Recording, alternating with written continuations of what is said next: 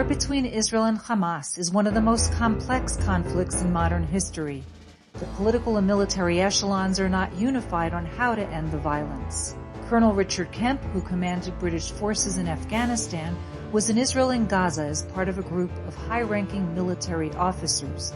He echoed this sentiment. Well, there's no question that this war that Israel is fighting in Gaza now is probably the most complex battlefield any army's ever fought on. If you take into account the very, very dense population, you take into account the vast amount of preparation Hamas has done to fight this war over decades. You've got a complete overground defensive system and a complete underground defensive system of hundreds of kilometers of tunnels. Then you have to add on top of that the large number of hostages that are being held by Hamas and have been since the start of the war. Jeff Teagues, former lieutenant colonel in the U.S. Army's Delta Force Special Operations Unit, was left with impactful memories of his recent visit to Hamas's massive tunnels crossing into Egypt. We were able to move east towards west towards the sea there and see some of the tunnels for ourselves, see the drilling to find more tunnels, went all the way to Swedish Village. And what breaks my heart is when you see Swedish Village and then I sit here in this beautiful hotel, this should be Swedish Village. What has occurred in Gaza in the last 20 years it's a crime against humanity. One of the greatest dilemmas that the Israeli Defense Forces and the Israeli government are encountering is having to fight Hamas and save the hostages at the same time. I think you have to understand three things about the war in Gaza. The first one is 7th of October and the fact that the war is justified. The second thing to understand is the hostages and how difficult it is for the IDF to operate and complete their mission whilst simultaneously trying to get the hostages back. Because there's an inherent paradox between defeating Hamas and returning the hostages. It's very difficult to do both of those things, and it may come down to having to choose one or the other.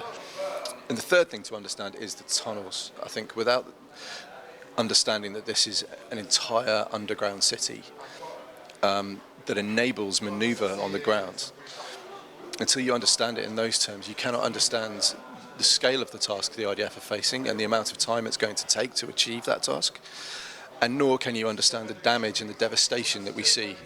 The media line met with military experts in Tel Aviv after their trip to Kiryat Shmona was cut short due to recent rocket attacks.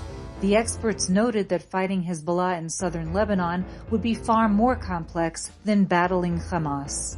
In terms of a ground offensive, it's exceptionally challenging to fight in southern Lebanon, and as the Israeli Defense Forces have found out on previous occasions, the terrain is mountainous compared to the flat sands of Gaza. The rock is made of chalk, so Hezbollah's tunnels are a much more serious proposition. They're dug into rock rather than dug into sand. So finding them, clearing them, destroying them becomes a lot more difficult. Israel is also battling an escalation of attacks in the West Bank.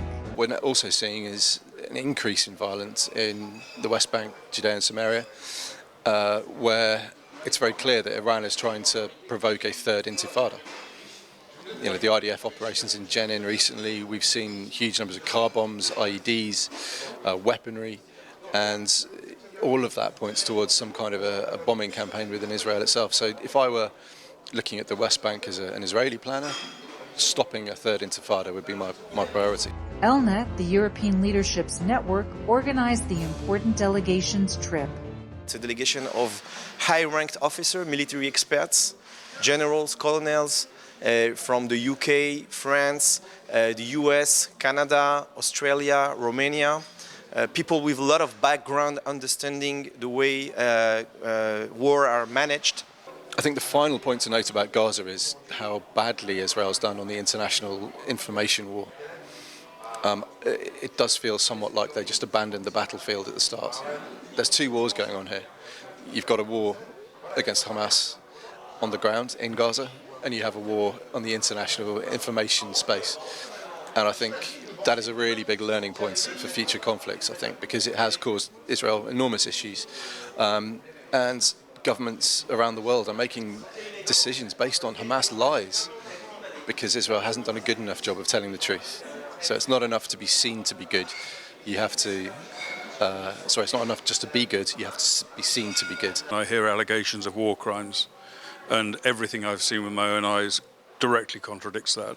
The IDF, as far as I've seen, I've been into Gaza several times, I've been on the border in the north, the IDF is doing everything they can to destroy Hamas and to neutralise Hezbollah in the north, while at the same time minimising the number of civilians that suffer as a result of it. So they've taken extraordinary steps to minimise civilian casualties.